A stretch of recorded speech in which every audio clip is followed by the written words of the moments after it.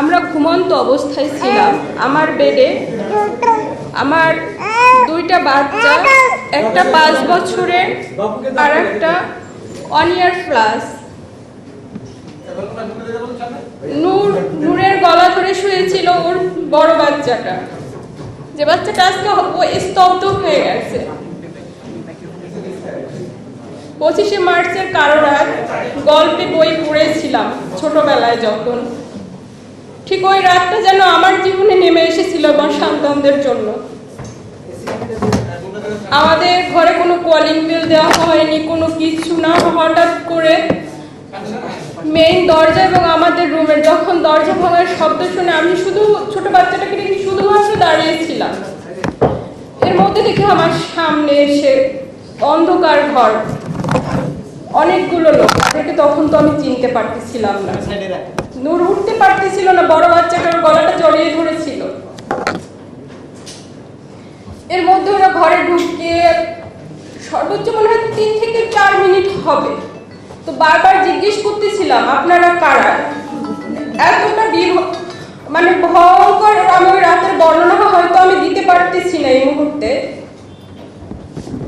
2 থেকে 3 মিনিটের মধ্যে ওকে নিয়ে যাওয়া হয়। আমি নিজেও শারীরিকভাবে অসুস্থ। ওই দিনই আমি একজন খুবই সাধারণ একজন স্কুল টিচার। আমি শারীরিকভাবে হয়তো কিছু ব্যক্তিগত কথা থাকে যা কখনো পাবলিকলি বলা যায় না, কিন্তু আজকে আমি বলতে বাধ্য হচ্ছি। 7 মান্থ রানিং আমি প্রেগনেন্ট, আর আমার 2টা বাচ্চা এই জায়গায় থাকে, ওর বাবার কাছেই থাকে। আমি যেহেতু চাকরি করি, ইভেন আবার নিজে অসুস্থ এখন, যার কারণে ওদেরকে ক্যারি করে আমার জব করা সম্ভব হচ্ছিল না। তো বৃহস্পতিবার দিন আমি আমার থেকে যখন ছুটি নিয়ে নিজের ডক্টর দেখানোর জন্য আসি, শুক্রবার দিন এসে আমি নামি। তো আমার বলতে খুব কষ্ট হচ্ছে। তো ডক্টর তো দূরের কথা, মানে আমার ছোট বাচ্চাটাও অসুস্থ। ওর যখন জন্মগতভাবেই ওর হার্টে 2টা পিডিএফ এবং এডিনয়েড প্রবলেম আছে, যার কারণে ওর ওয়েট বাড়তেছে না। তো ওর ডাক্তার দেখানো, আমার ডাক্তার দেখানো, দুটোর জন্যই আমি আর আসা। এ জায়গায় ওকে রেখে গেছিলাম।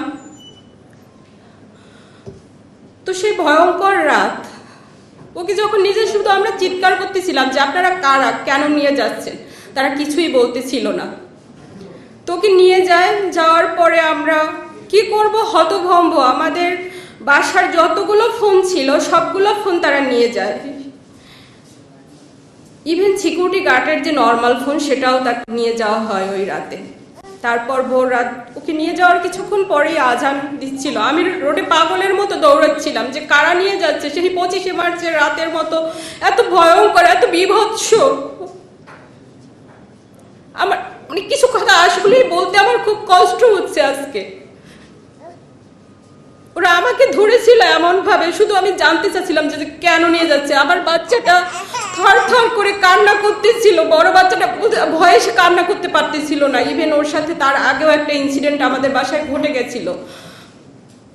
মোল্লা নামে যে ছেলেটা ছিল আমাদের বাসায়, তখনও আমাদের দরজা ভেঙে নিয়ে যায়। মানসিকভাবে ও ট্রমা চলে যায়, ওর কথা বলো। আর 5টা সাধারণ বাচ্চার মতো ওর লাইফটা এখন নেই।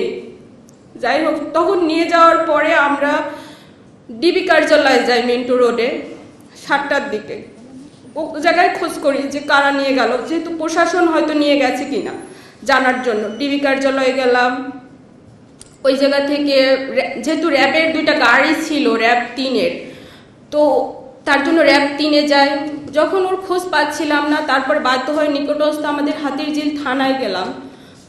যেহেতু ওর খোঁজ মানে শুধুই ভয়ে ছিলাম যে আসলে ওকে আমরা ফেরত পাবো কিনা, জানি না, যেভাবে নিয়ে গেছে ওরা। 2বার করে হাতিরঝিল থানা যায়। তারা বলে আমাদের কাছে কোনো তথ্য নেই। যে অনেক সময় কোনো এলাকায় মানে এরকম যদি করা হয় তাহলে নিকটস্থ থানাকে ইনভলভ করা হয়, তাদেরকে জানানো হয়। সো তাদের কাছে বারবার যাওয়া, তারাও কোনো তথ্য দিচ্ছিল না। পাগলের মতো দাঁড়ে দাঁড়ে প্রত্যেকটা প্রশাসনের এসে ঘুরতেছিলাম। তো 20 তারিখ পার হয়ে আমরা 20 তারিখেই আবার কোর্টে, যে অনেক সময় 24 ঘন্টা পরে প্রশাসন নিয়ে গেলে কোর্টে উঠানো হয়। তো ওই দিন তাকে কোর্টে আর উঠানো হয়নি। পরের দিন আবার সিএমএম কোর্টে গেলাম এইভাবে জানতে পারলাম যে কোর্টে উঠানো হবে হয়তো। তো যখন কোর্টে গেলাম, আমি যেহেতু অসুস্থ, একা মুভ করতে পারতেছিলাম না, নূরের ছোট ভাইটি আমার সাথে ছিল। তো ওকেও ওই কোর্ট চত্বর থেকে ওকেও আবার ওরা ধরে নেয়। তো তারপর রাত 8টার দিকে, 21 জুলাই রাত 8টার দিকে ওকে কোর্টে ওঠানো হয়। ওর সাথে আমাদের ফ্যামিলির কারোকে দেখা করতে দেওয়া হয়নি। কি টর্চার করেছিল বা কি হয়েছিল কোথায় কিছুই তখন জানতে পারিনি। আইনজীবীদের মাধ্যমে জানতে পারি যে ওকে যখন কোর্টে উঠানো হয়, ও নিজ মুখে মহামান্য আদালতকে ওর উপরে ওই নিখোঁজ অবস্থায় যে শারীরিকভাবে টর্চার করা হয়েছিল, প্রত্যেকটা নির্যাতনের মানে আঘাতের চিহ্ন সে নিজের টি শার্ট খুলে জজ সাহেবকে দেখিয়েছিলেন। কিন্তু তারপরেও তাকে আবার 5 দিনের রিমান্ড মঞ্জুর করে। তো ওকে ওই জায়গা থেকে রিমান্ডে আবার নিয়ে যাওয়া হয়। তো রিমান্ডে নিয়ে যাওয়ার পরে রিমান্ডের 5 দিন অতিবাহিত হওয়ার পরে গতকাল যখন কোর্টে উঠানো হয়, সে এক বিভৎস চিত্র। ও তো কোনো চোর ডাকাত নয়, ও তো কোনো খুনি নয়, ও তো কোনো জঙ্গি নয়, ও তো একজন ডাকসুর সাবেক ভিপি, ছাত্রদের হয়ে কথা বলছে। আর এতটুকু তো অধিকার আমাদের সংবিধান আমাদেরকে দিয়েছে। নিজে পায়ে হেঁটে মানে ও কোর্টে উঠতে পারেনি, পুলিশের কাঁধে ভর দিয়ে তারপরে ওকে কোর্টে উঠতে হয়েছিল। তো মহামান্য আদালতকে বারবার অনুরোধ করার পরে মানে আমি একটু দেখা করার সুযোগ পাই। তো তখন ও বলে যে এই রিমান্ডের 5টা দিন ওর উপরে যে অমানবিক মানে নির্যাতন করা হয়েছে, যেটা বলতে আমার মানে একটা মানুষের উপরে এরকম জানোয়ারের মতো, আমি জানি না অন্য কোথাও হয় কিনা। আগে শুনেছি রিমান্ডে নেওয়া হয় জিজ্ঞাসাবাদের জন্য, বাট এতটা ভয়ঙ্কর ভাবে ওর উপরে অত্যাচার করা হয়েছে যেটা বলতে আজকে আমার হয়তো সন্তানদের সামনে, ওরা এখনো জানে না। আমার বাচ্চাটা যখন আমি বের হই বাসা থেকে, বারবারও জিজ্ঞেস করে, মা তুমি বাইরে যাচ্ছ কেন, তুমি আমার বাবাকে নিয়ে আসতেছো না, বাবাকে ফোন দাও। কারণ ওকে ওর বাবাকে ছাড়া ও ঘুমোতে পারে না, ওর বাবার কাছে ও যেহেতু থাকে, ওকে গোসল করায় দেয়, খাইয়ে দেয়। জানি না ও সন্তান হিসেবে কিরকম, হাজবেন্ড হিসেবে কিরকম, বাট ওর সন্তানদের জন্য সর্বোচ্চটুকু ও করে। তো ও যখন বারবার বলে, আমার কাছে জানতে চায়, বাবাকে ফোন দাও, বাবা কেন আসে না, এই উত্তরগুলো আমার কাছে নেই। আমি কি বলবো, এখনো জানে না। ওর সামনে হয়তো আমি এখন বলতেছি ওর বাবা কোথায় আছে, কিভাবে আছে, বলি যে ও হয়তো দেশের বাইরে, ও জানে যে দেশে গেছে, ও আসবে, সে অপেক্ষা করে ও। তো যখন ও বলতেছিল ওই রিমান্ডের অবস্থায় ওর পা দুটো ঝুলায় উপরের দিকে, তারপরে ওকে মানে শারীরিকভাবে যত নির্যাতন আছে, ইনজেকশন পুশ করা হয়েছে, সেটা স্লো পয়জনিং কিনা জানি না, ইলেকট্রিক শক দেওয়া হচ্ছে। নির্যাতনের মানে এতটা অসহ্য যন্ত্রণা যেটা সহ্য করতে না পেরে অনেক 3-4 বার ও জায়গায় সেন্সলেস হয়ে গিয়েছিল। ওর সাথে কি হয়েছে নিজেও বলতে পারেনি।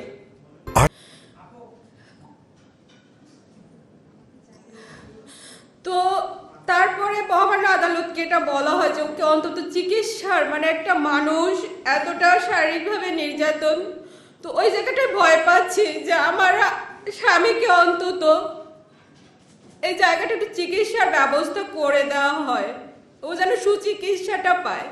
আর বারবার যদি এরকম একটা মানুষকে রিমান্ডে নিয়ে এরকম নির্যাতন করা হয়, ও তো কোনো অন্যায় করেনি, ও তো কোনো অপরাধ করেনি, ও তো কোনো ভাঙচুরের সাথে জড়িত নয়, ও শুধু নৈতিকভাবে ও তো ওই ডাকসুর থেকে উঠে আসছে, ওই ছাত্র আন্দোলন থেকে 2018 ছাত্র আন্দোলন নেতৃত্ব ও দিয়েছিল, সেই জায়গা থেকে ও একটু হয়তো সাপোর্ট মানে নৈতিকভাবে সে সাপোর্ট করছে ছাত্রদের এই আন্দোলনটা, বাট ও তো এই সন্ত্রাসী কার্যক্রমের সাথে কোনোভাবে জড়িত না। বাট ওকে বারবার ও জায়গায় স্বীকারোক্তি নেওয়ার চেষ্টা করা হচ্ছে যে ও এইগুলার সাথে জড়িত, মানে মিথ্যা মামলা দিয়ে ওকে বারবার। আর এটার মানে বলা হচ্ছে যে ও নাকি নির্বাচনে যায়নি কেন, ও কেন বিভিন্ন দেশে বিভিন্ন অ্যাম্বাসিতে যায়, যেহেতু ও এক ডাকসুর সাবেক ভিপি আর একটা দলের প্রধান হিসেবে বিভিন্ন রাজনৈতিক দল বিরোধী দল তারা তো প্রত্যেকটা অ্যাম্বাসিতে তাদেরকে ইনভাইট করলে তারা তো যায়, সে জায়গায় মানে করে, এটা তো তার কোনো অপরাধ না। বাট কেন জানি না, এই উত্তরগুলো আমার কাছে নেই। তো আপনাদের মাধ্যমে শুধু এতটুকুই আমি বলতে চাই, আমার স্বামীর উপরে যেন এই নির্যাতনগুলো বন্ধ করা হয়। ও তো কোনো অপরাধ মানে, আর আমার সন্তানদের আমার মানে লাইফের এই সময়গুলো যেন কেড়ে নেওয়া না হয়। ওকে যেন মানে আমার সন্তানরা, বিশেষ করে আমার বড় বাচ্চাটা যখন স্কুলে যায়, হয়তো স্কুলে ও জায়গায় ওর ওই যে এর আগে কয়েকটা ঘটনা ওর লাইফে ঘটে গেছে, আর 5টা সাধারণ বাচ্চা যেভাবে বড় হয় ওদেরও তো অধিকার আছে সেই সাধারণভাবে বড় হওয়ার, কিন্তু সেটা তো একটা বাচ্চার বা একটা মানুষের লাইফ থেকে কেড়ে নেওয়ার অধিকার তো কারণ নাই। তাহলে কি এই দেশে জন্মগ্রহণ করাটাই কি আমাদের পাপ হয়ে গেছে? জানি না। তো আমি শুধু এতটুকুই অনুরোধ করব, আপনাদের মাধ্যমে বা উপর মহলে যারা আছেন, ওর শারীরিক নির্যাতনটা আপনারা বন্ধ করুন। ও যেন রাজনীতি, আমার প্রজা আমার দরকার নেই, আমার রাজনীতি করতে হবে না, কারণ আমি খুব নিম্ন মধ্যবিত্ত পরিবার থেকে উঠে আসা, নুরও তাই। আমাদের খুব চাওয়া পাওয়ার কিছু নেই। হয়তো নৈতিক জায়গা থেকে ওর মনে হচ্ছে দেশের রাজনীতি মানে সে জায়গা থেকে কথা বলছে, হয়তো সে কথাটা কি মানে খুব অন্যায় কিছু তো ও বলেনি।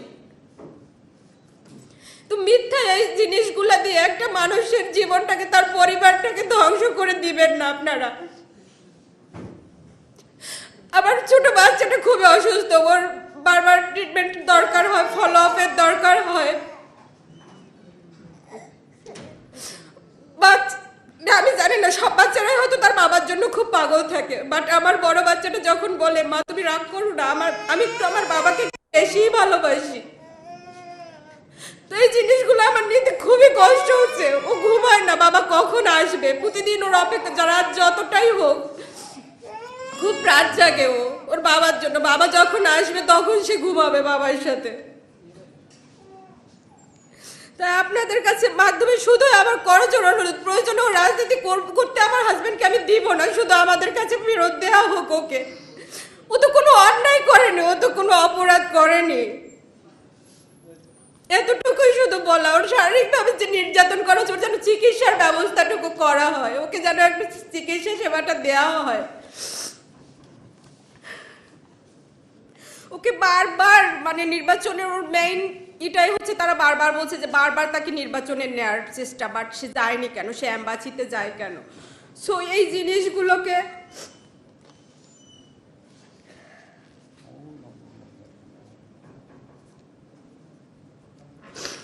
আপনাদের মাধ্যমে বারবার আমি উপরে যারা আছেন তাদেরকে বা যারা সাধারণ তাদেরকে শুধু আমি এতটুকুই অনুরোধ করার জন্য এই জায়গায় আমার আসা, আর আমার কোনো কিছুই মানে বলার নেই। শুধু ওর উপরে নির্যাতনটা বন্ধ করা হোক, ওকে আমাদের কাছে ফেরত দেওয়া হোক, আমার সন্তান আমাদের জীবন থেকে এই সময়গুলো কেড়ে না নেওয়া হোক, আমার সন্তানদের স্বাভাবিক লাইফটা যেন আর 5টা বাচ্চার মতো যেন ওরা বড় হতে পারে, ওদের যেন এই মানসিক ট্রমার মধ্যে দিয়ে ওকে আর যেন না যেতে হয়,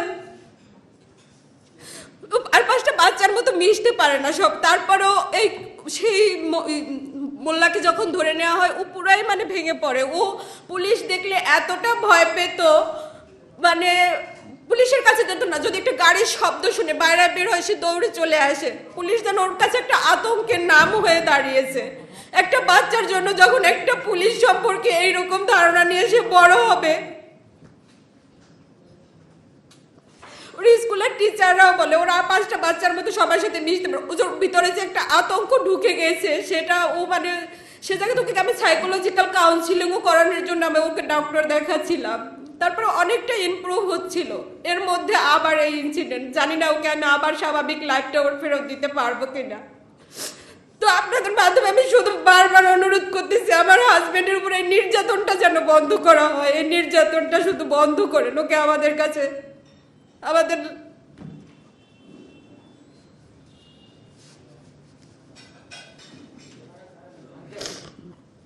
আমি আর কথা বলতে আমার খুবই কষ্ট হচ্ছে এখন, বিশেষ করে আমার সন্তান দুটোর মুখের দিকে তাকে, আর আমার অনাগত সন্তান এই অবস্থায় একটা মানুষ গেলে তার উপরে যে শারীরিক মানসিক এখন আমার অবস্থা আমি জানি না, আমার আর একজনকে আমি সুস্থ স্বাভাবিকভাবে পৃথিবীতে আনতে পারবো কিনা সেটাও আমার শঙ্কা। আমার নিজের মানে ডায়াবেটিক্স, হাই লেভেলের ডায়াবেটিক্স, ইনসুলিন নিতে হয়, তো এই দৌড়াদৌড়ি মানে ওকে এখন একটা মানে কোটপাড়ায় যাওয়া বা জেলখানায় যাওয়া একটু খোঁজ নেওয়ার মতো একটা মানুষও আমাদের এখন নেই। ছোট ভাইটা ছিল, ওকেও ধরে নিয়ে যাওয়া হয়েছে যেহেতু। এখন এ সম্পর্কে আমার শ্বশুর নূরের বাবা একটু বলবেন। তো আপনাদের মাধ্যমে আমার শুধুই অনুরোধ যেন একটু মানে করা হয়, যেন উপর মহল যারা আছেন ওর উপরে নির্যাতনটা যেন আপনারা আর না করেন, ওর চিকিৎসার ব্যবস্থাটুকু করে দিয়েন।